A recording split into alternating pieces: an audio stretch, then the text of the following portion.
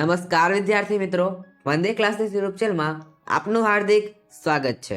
આજના વિડીયોમાં આપણે ધોરણ 9ના સામાજિક વિજ્ઞાન વિષયના દ્વિતીય પરીક્ષા જે તમારે જાન્યુઆરી 2024 યોજાવાની છે તેના મોસ્ટ આઈએમપી પ્રશ્નો જોવાના છીએ, જે તમને તમારા પરીક્ષામાં છે એ ખૂબ જ મદદરૂપ સાબિત થવાના છે. જેથી તમે વિડીયો અંત સુધી અવશ્ય જોજો અને વિડીયો પસંદ આવે તો લાઈક પણ અવશ્ય કરજો અને તમે ચેનલ સબસ્ક્રાઇબ ના કરી હોય તો જલ્દી સબસ્ક્રાઇબ કરી દેજો. આપણી ચેનલ પર છે ધોરણ 9 માટે ઉપયોગી વિડીયોઝ આવતા હોય છે અને આવતા રહેશે. અને આપણા સોશિયલ મીડિયા કે WhatsApp group, WhatsApp channel, Instagram અને ટેલિગ્રામ તે બધામાં જોડાવાની લિંક તમને ડિસ્ક્રિપ્શન બોક્સની અંદર આપેલી છે. તમે તેમાં જરૂરથી જોડાઈ શકો છો. તો ચાલો આજના વિડીયોની આપણે શરૂઆત કરીએ. સૌથી પહેલાં વાત કરીએ છીએ આપણે વિભાગ ડી માટે મોસ્ટ આઈએમપી પ્રશ્ન. વિભાગ ડીમાં તમારે 4 ગુણના જે પ્રશ્ન પૂછાતા હોય છે, એટલે કે એક પ્રશ્ન તમારે 4 ગુણનો હોય છે. અને ખાસ વિદ્યાર્થી મિત્રો અહીં જે પ્રશ્ન આપવામાં આવે છે એ ખૂબ જ અગત્યના પ્રશ્ન હોય છે. આમાં તમને છે તમે પેપરની અંદર પ્રશ્ન જોવા જરૂરથી મળશે. અને તમને છે એ કેટલા માર્ક્સ આવે છે અને પેપર કેવું જાય છે તમે જરૂરથી અંદર જણાવવાનું રહેશે કમેન્ટની અંદર, જેથી અમને પણ છે ખ્યાલ આવી શકે. તો શરૂઆત કરી સૌથી પહેલાં છે વિભાગ ડીના પ્રશ્નથી. અહીં તમને સવિસ્તાર ઉત્તરવાળા છે એ 3 પ્રશ્ન પૂછવામાં આવશે. વિભાગ ડીની અંદર સવિસ્તાર ઉત્તરવાળા 3 પ્રશ્ન પૂછાશે. તેમાં તમને એકમાં આંતરિક વિકલ્પ આપવામાં આવશે, એટલે કે 1ના અથવામાં 1. કુલ તમારા વિભાગના છે 12 ગુણ છે. પ્રકરણ 5, 17 અને 18માંથી છે એ વિભાગ ડીની અંદર છે પ્રશ્ન પૂછાશે. અને આપણી ચેનલ પર છે બ્લુપ્રિન્ટના વિડીયો મૂકી દીધા છે બધા વિષયના, તેને જરૂરથી જોઈ લેજો. તેની લિંક તમને ડિસ્ક્રિપ્શનમાંથી મળી રહેશે. તેમાં આપણે સૌથી સબૂત બધું છે વિગતવાર સમજાવેલું છે, તે પણ તમે છે જરૂરથી જોઈ શકો છો. તો પહેલો પ્રશ્ન છે વિભાગ ડી માટે છે ખૂબ જ અગત્યનો પ્રશ્ન છે. પહેલો પ્રશ્ન છે હિન્દ છોડો ચળવળના વિવિધ બનાવો જણાવો. આ ખૂબ જ અગત્યનો પ્રશ્ન છે અને વારંવાર છે આ પૂછાતો હોય છે. બીજું છે તમારે ટૂંક નોંધ લખો સાયમન કમિશન. ત્રીજું છે ટૂંક નોંધ લખો દાંડી કૂચ. આ પણ જે ખૂબ જ અગત્યનો પ્રશ્ન છે. ચોથો પ્રશ્ન છે પૂર્ણ સ્વરાજ્યની માંગણી વિશે જણાવો. પાંચમો પ્રશ્ન છે જંગલની ઉપયોગિતા લખો. આ પણ છે તમે ખૂબ જ અગત્યનો પ્રશ્ન તમે કહી શકો છો. છઠ્ઠો પ્રશ્ન છે ભારતના જંગલના પ્રકાર જણાવો. સાતમો પ્રશ્ન આપેલો છે વૃક્ષોના જતન માટેના ઉપાયો તમારા શોધમાં જણાવો. આ પણ ખૂબ જ અગત્યનો પ્રશ્ન છે. ત્યાર પછી 8મો સવાલ જંગલનું પર્યાવરણીય મહત્વ સમજાવો. 9મો સવાલ છે વન્યજીવોના સંરક્ષણ માટેના ઉપાયો જણાવો. આ પણ ખૂબ જ અગત્યનો પ્રશ્ન છે. 10મો સવાલ છે વન્યજીવ સંરક્ષણ માટેની વિવિધ પરિયોજનાઓ વિગતે જણાવો. આ જે પ્રશ્ન છે ખૂબ જ ઉપયોગી પ્રશ્ન છે. અને ઉપરાંત તમને આ જે પ્રશ્ન પૂછાય તો તમારે તેમાં બધી પરિયોજનાઓ લખવાની રહેશે. સિંહ માટેની, વાઘ માટેની, હાથી માટેની વગેરે જેટલી પરિયોજનાઓ જે બહાર પડેલી છે તે બધું તમારે આની અંદર લખવાનું હોય છે. ત્યારબાદ છે છેલ્લો 11મો સવાલ છે વન્યજીવો આજ સંકટમાં છે આ વિધાન સમજાવો. આ પણ છે ખૂબ જ અગત્યનો પ્રશ્ન છે. આગળ વધતા પહેલાં તમને એક માહિતી આપવાની છે કે દ્વિતીય પરીક્ષા 2024 માટે ઉપયોગી ધોરણ 9 માટે છે આપણી ચેનલ પર દરેક વિષયના આઈએમપી પ્રશ્નો મૂકવામાં આવે છે. આ ઉપરાંત દરેક વિષયના મોડેલ પેપર સોલ્યુશન પણ મૂકવામાં આવે છે. બધા વિષયના છે નમૂનાના પ્રશ્નપત્ર જે બોર્ડે જાહેર કરેલા છે તે બધાના સોલ્યુશન મૂકવામાં આવે છે. અને આ ઉપરાંત દરેક વિષયના છે બ્લુપ્રિન્ટના વિડીયો પણ આપણી ચેનલ પર છે અવેલેબલ છે. તમે તે જરૂરથી જોઈ લેજો. તે બધા લિંક તમને માંથી મળી જશે અને અથવા તમે જેની જે લિંક છે આપણી વિડીયોના પ્લેસમાંથી પણ મળી રહેશે. અને સાથે આપણી જે વેબસાઇટ છે wandeclasses.com તેમાં તમે છે વિઝિટ કરી શકો છો. wandeclasses.com તમારે છે તે લિંક ડિસ્ક્રિપ્શનમાંથી આપેલી છે. અને ઉપરાંત આપણા વોટ્સએપ ગ્રુપ, ઇન્સ્ટાગ્રામ, ટેલિગ્રામ અને યુટ્યુબ તમે જોઈ રહ્યા છો. આ બધામાં ફોલો કરવાની લિંક તમને ડિસ્ક્રિપ્શનમાંથી આપેલી છે. તમે તેને છે ફોલો કરી શકો છો. તે તમને નવી નવી અપડેટ્સ પ્રથમ મળી જશે. તો હવે આપણે છે આગળ વધીએ. ત્યાર પછી છે વિભાગ સી માટેના પ્રશ્ન જોઈ લઈએ આપણે. જેમાં તમારે 3 ગુણના છે પ્રશ્ન પૂછાતા હોય છે. અને તમને આ વિભાગની અંદર છે 4 પ્રશ્ન પૂછવામાં આવશે વિભાગ સી ની અંદર. તેમાં તમને એકમાં છે આંતરિક વિકલ્પ આપેલો છે. આનો જે કુલ ગુણભાર છે 12 ગુણનો છે વિભાગ સી નો. અને આની અંદર તમારે જે પ્રકરણ ધ્યાનમાં રાખવાના છે એ છે 6, 10, 11 અને 16.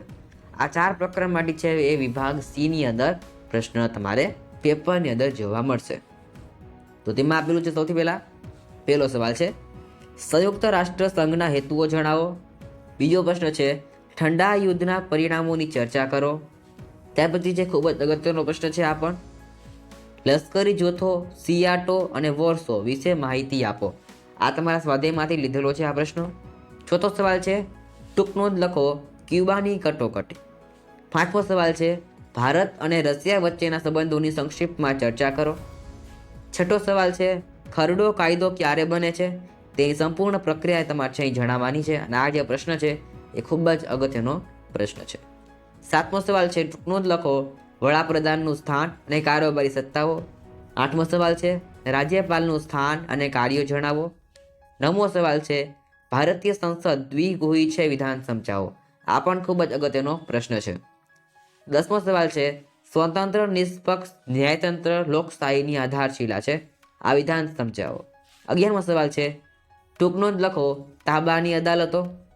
ત્યાર પછી છે ટૂંકનો જ લખો ન્યાયતંત્રની સ્વતંત્રતા. અને 13મો સવાલ છે નજીરી અદાલત વિશે માહિતી આપો. આ જે ખૂબ જ અગત્યનો પ્રશ્ન છે. 14મો સવાલ છે ન્યાયતંત્ર છે એ લોકશાહીની આધારશિલા છે. શા માટે? આ બંને એક જ પ્રશ્ન છે, રિપીટ થઈ ગયા છે, તમે છે કોઈ પણ એક ધ્યાનમાં લઈ શકો છો.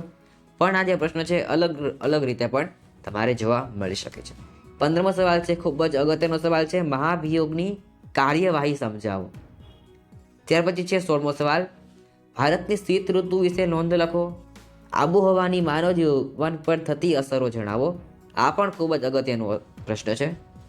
ત્યારબાદ છે વ્યાપારી પવનો વિશે સમજ આપો અથવા તો ટૂંકનો જ લખો ભારતના વ્યાપારી પવનો. આમ રીતે પણ તમારે પ્રશ્ન આવી શકે છે. ત્યાર પછી છે 19મો સવાલ હિમાલય ભારતનું રક્ષણ કરતી કુદરતી દિવાલ છે કઈ રીતે? આ પણ જે ખૂબ જ અગત્યનો તમારા માટે પ્રશ્ન છે. ત્યાર પછી છે વિભાગ બી ની વાત કરીએ આપણે, જેમાં તમારે છે 2 ગુણના પ્રશ્ન આવતા હોય છે. તેમાં છે તમારે ખાસ 8 પ્રશ્ન પૂછવામાં આવશે. તેમાં એક પ્રશ્નમાં છે આંતરિક વિકલ્પ આપેલો હશે અને તમારે કુલ છે વિભાગ બી 16 ગુણની અંદર પૂછાશે.